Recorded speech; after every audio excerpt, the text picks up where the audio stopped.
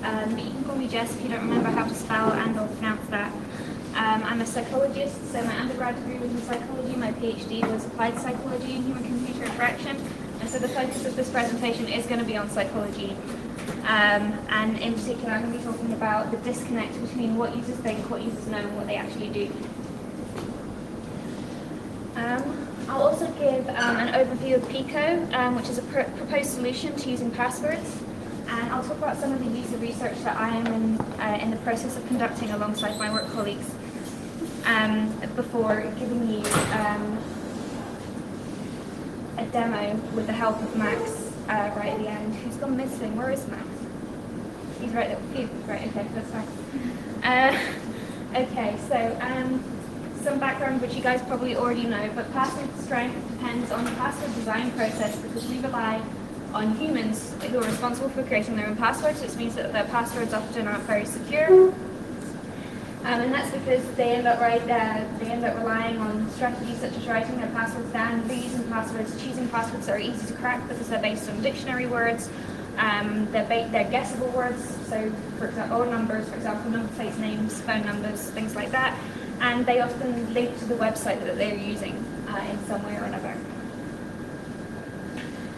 Okay, so this highlights the need to focus on the human side of human-computer interaction. And indeed, the most effective password attacks is still the simplest, and that's precisely because they target the user instead of the computer. Just to clarify, am I talking loud enough? Right, okay, right. And so the most common thing I hear, and in fact I heard it last year when I was in Bergen, is that you just need to educate users. If you educate users to tell them, look, this is why passwords need to be secure and this is how you make them secure, then they'll do it. But in psychology, it's well known that just educating people isn't enough for behavior change. And so before considering the psychology, because that's what I would really like to go on to, I'll just talk about what users really do know. So obviously there's common knowledge. A lot of people do know that you're not supposed to use names, you're not supposed to use dates. In one study, there's loads of studies, but in one study that I picked out, they found that most people do understand the importance of security, but beyond that, only about 50% of users were able to identify what the most recommended password practices were. I don't know why I'm looking at the screen because I know it's here. And that the majority couldn't identify the most important, the arguably most important strategy, which is to use a combination of uppercase, lowercase, and symbols.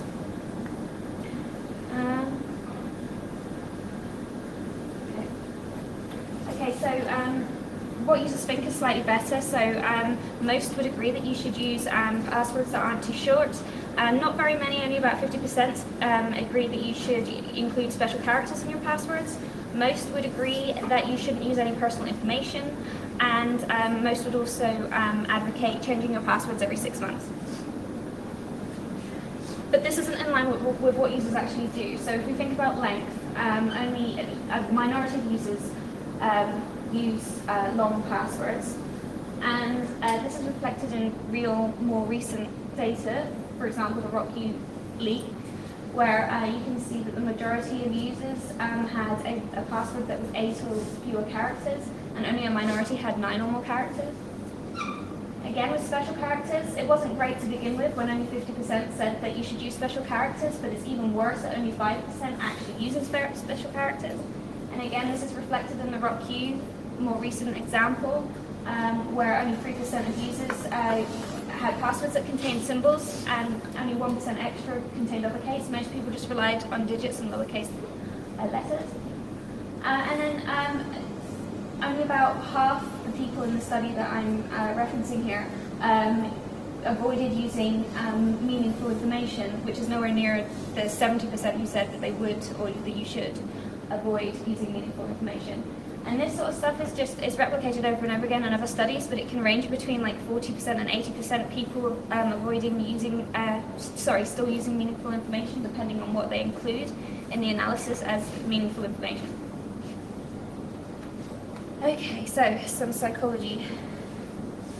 Okay, so the lack of consensus between what users think and what they know is something that can be explained with psychology, and in particular with the, there's a lot of research in psychology that shows that there actually isn't a very strong link between attitude and behaviour, and then there are other theories that try and help explain what can strengthen that link between attitude and behaviour. Okay, so just to clarify, when I talk about attitudes, I'm talking about what goes on in your head. When I talk about behaviour, I'm talking about what you actually do. And generally speaking, you would expect some sort of consistency between your attitudes and behaviour. And so when users don't follow their own advice, that can come as a bit of a surprise. Okay, so in psychology, though it's not a surprise because people often behave in very illogical ways. And I have a few examples of this. So, usually if you get someone to fill out a survey and ask them for their opinions on cheating, most people will say, yeah, cheating's really wrong. If you ask however many people how many of them have cheated, the number is often a lot higher than a lot higher than you would expect based on their attitudes. Obviously, knowledge of the health risks of smoking isn't enough to make someone stop quitting, and thinking that the environment is important, you should look after the environment, is not going to predict whether or not you walk somewhere instead of drive somewhere. And that's because there are several things. First of all, there's qualities of the attitude and behaviour that you need to actually consider, which I'll discuss in the next slide. And there's also qualities of the person and the situation that mediate that relationship as well. Okay, so first the strength between attitude and behaviour. The strength of the link is dictated by whether or not attitudes are informed by personal experience. So a lot of the time when somebody's hacked, it doesn't really have a long-term negative consequence for them. The worst that's going to happen is they're going to be locked out of their account for maybe a couple of days, they can reset their password and nothing major has happened. Qualities of the behaviour, so a lot of the time these passwords are used over and over again. This is their habit. It's really difficult to get them to change something that's an ingrained habit.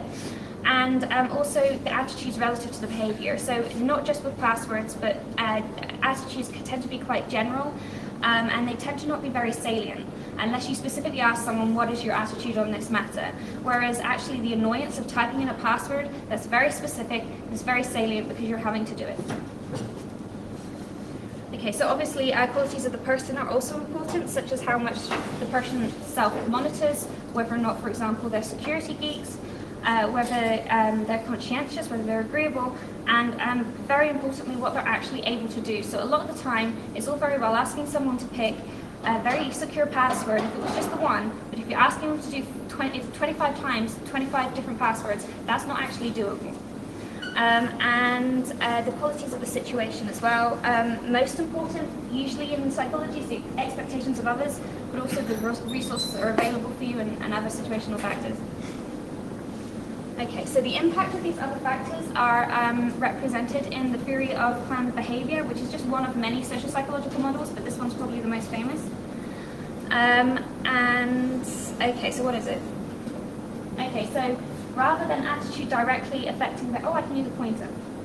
So I've never used one before, right? Okay, rather than the attitude directly affecting the behaviour, attitudes and behaviour are mediated by intention to behave, which is jointly impacted by subjective norm and perceived behavioural control. So subjective norm is basically what everybody else around you is doing. Attitude is whether you view the behaviour positively or negatively.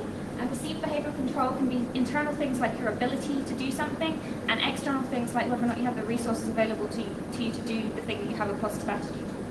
So if I use the example of the gym for now, if I wanted to go to the gym and I viewed getting fit and healthy positively, that wouldn't be enough to make me go to the gym, because there's an awful lot of effort for me, right? If my best friend was bugging me to go to the gym, saying, look, I've been going to the gym by myself, I could really do with a gym buddy, that might increase my likelihood, it would affect my intention to behave. And if I felt like I had enough money and it was within walking distance, these things would all jointly impact the intention to behave, which would then impact me actually going to the gym. Are there any questions at this point? I kind of feel like I'm giving a lecture.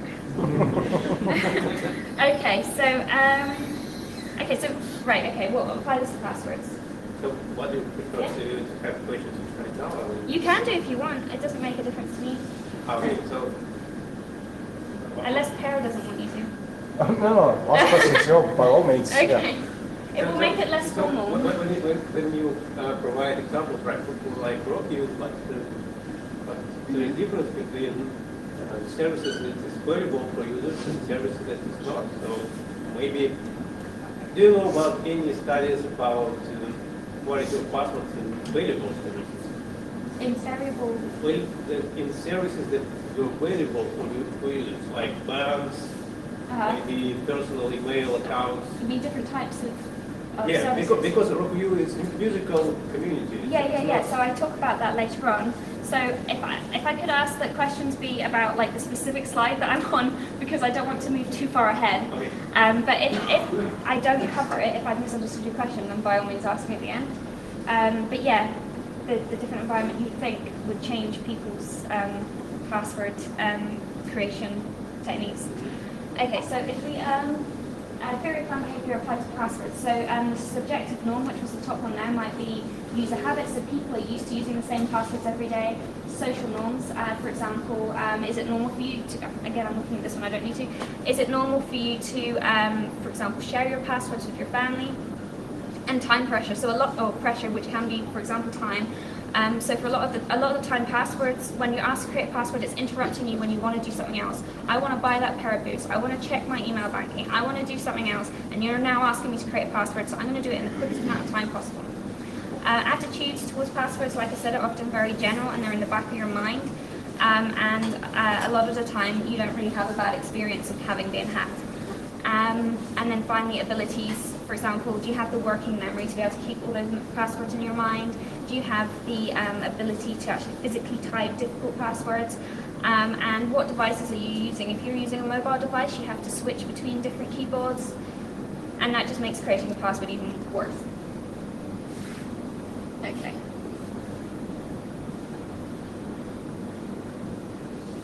Okay, so where am I? Yeah, I'm here. Okay. So the solution isn't necessarily to enforce stricter password policies, because users will almost always revert to the simplest strategies possible, and this actually results in a structure of passwords that's quite predictable and content that's quite guessable. And so aside, where am I? Yeah. Okay, so aside from revealing patterns, password policies are also often quite general, and they're based on common knowledge rather than scientific evidence. They don't protect against the most common attacks, which are phishing, keylogging, or social engineering, and they're often very unrealistic, and they antagonize the user, and so then the user ends up fighting the people trying to protect them instead of the people that are actually trying to hack them. How about an alternative solution? Rather than making users create longer and more complex passwords, why don't we create a more usable system that's also secure? And that's the aim of Pico. Can I move this? This is annoying. Right. That's the aim of Pico. Okay, so the main members of this, obviously thanks Diano, that's his kind of baby, is Pico. Here today is myself and Max, who's over there. Also working on the team is Graham Jenkinson and Quentin Stafford-Fraser, and past members was Chris Warrington, who now works for Google, and he presented at Bergen last year as well. Okay, so what is Pico? Pico is a small dedicated device that you would carry with you, and you would, instead of typing in your username and password, you'd simply take a picture of the QR code on the screen, and it would log you in automatically. And the main usability benefits of this are cognitive and physical, so you wouldn't have to remember 25 different passwords anymore. And it's less physically effortful if you're assuming that you use passwords the way that you're supposed to use them. It's less physically effortful. It's also got additional security benefits, including continuous authentication. It's resistant to de-essing, it's resistant to phishing, it's resistant to keylogging, and it's also resistant to theft. Because Pico locks itself when it can't detect that you're around, and it detects that you're around based on an aura of yourself you've created with other devices that you're also wearing. And these are called Pico siblings. Okay, yeah, that's, oh, I don't need to. So I'm not used to a pointer. Okay, so Pico siblings are smaller devices that you carry with you, and they can be embedded in your clothing and accessories, so you wouldn't need to think about necessarily putting them on. And you can have a collection, so you could just pick and choose what you're going to wear today, and that would be fine. That's, your Pico can identify you with these other devices that you carry on you. Okay, so now I'm going to go on to my current research that I'm conducting, and I have. Hang on. Yeah, sorry. Okay. Yeah. I didn't see any, you didn't build any Pico yet. No, not yet. I'm getting on to that. All right. Building anticipation. All right. Okay, so what am I doing? Current research. Yeah. So I've got a lot that's kind of happening in parallel. So rather than just go for it all and probably bore you, I'm going to pick one qualitative thing that I'm doing and one quantitative thing that I'm doing. I'm also doing some other desk-based research, which basically is just working with my team method. So yeah, I'm just going to focus on some semi-structured interviewing that I've been doing and the creation of reaction time study as well. Okay, so what's going on here? There we go. Okay. How long has it been like that? Semi-structured interviews, I've been conducting these on very low fidelity prototypes. So that's what we've got at the moment. We've got an app to test the actual thing itself, and then low fidelity prototypes because ideally we'd like Pico to be a standalone device in the future. And so I've got, in the semi-structured interview, I asked people to tell me what they thought of two low fidelity prototypes of Pico, and I also got them to tell me what types of pseudo Pico siblings that we created that they'd be willing to carry, and that's on the right-hand side there. And the low fidelity prototypes of Pico were first just paper designs created by HCI students at the University of Cambridge, which we then tried to make as similar to each other as possible, except for one or two key attributes that were different.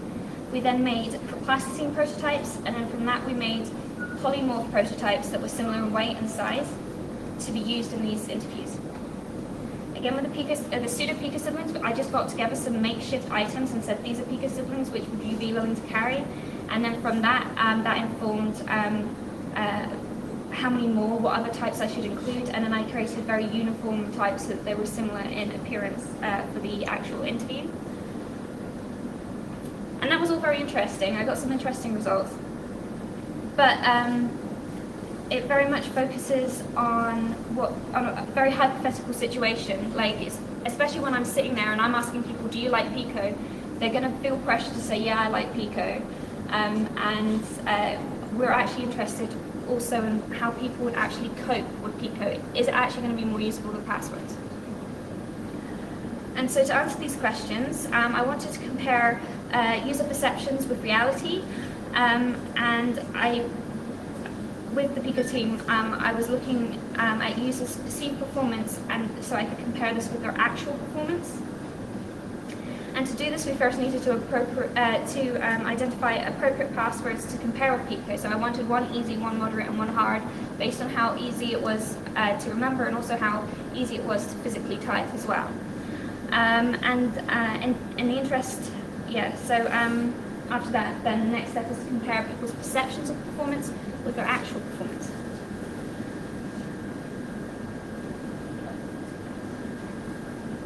Okay. So, I thought I saw a hand go up or something. Did that happen? No? Okay, great, that's fine. Okay, in psychology, it's well known that perceiving, which is a very subjective experience, is not the same as objectively knowing. And that's because, while useful, and indeed our perceptions are needed, they're also very limited. So what we perceive as useful for forming hypotheses, but they're not necessarily useful for determining whether or not those hypotheses are true. So if we consider this question, are psychological concepts easier to understand than physical concepts? And I would bet that most of you in this room would say, well, obviously physics is harder than psychology, except for the fact that you don't want to hurt my feelings, I assume. I would like you to consider that your perception might not be accurate. So there was a study, and there are lots of studies like it, but there was a study carried out that got people to rate the difficulty of different psychology questions and different physics questions. And then they got two questions that were rated equal in terms of difficulty, and asked another group of people to say, okay, which one's more difficult? And people intuitively said the physics question was more difficult, even though it's not actually more difficult than the psychology question. And that's because we all have a superficial familiarity with psychology because we're all people. We all have minds, we all have experience of emotions, memories, decision making, and that makes us think that we know how it works just because we've experienced it. Another probably better example is just simple optical illusions. So in this particular one, oh god damn it, excuse me. This circle looks smaller than this one, but they're actually exactly the same size. Okay, so this quote is like, seeing is believing, but seeing isn't always believing correctly. And this is something that we want to tap into when it comes to looking at how fast people believe passwords are relative to Pico, compared to how fast users actually are with how fast users are actually with passwords relative to Pico. Because arguably what people perceive is more important than what actually happens. So if I think passwords are faster, even if Pico is faster, I'm then still going to use Pico. Sorry, passwords. Tongue tied. Okay, so with this in mind, we sought to answer the following questions, which is our perception of the time it takes to log in with different authentication schemes was accurate, and is it affected by the method of login? So if, for example, Pico is more enjoyable, would the perception of time, would it be perceived to be quicker as an authentication method?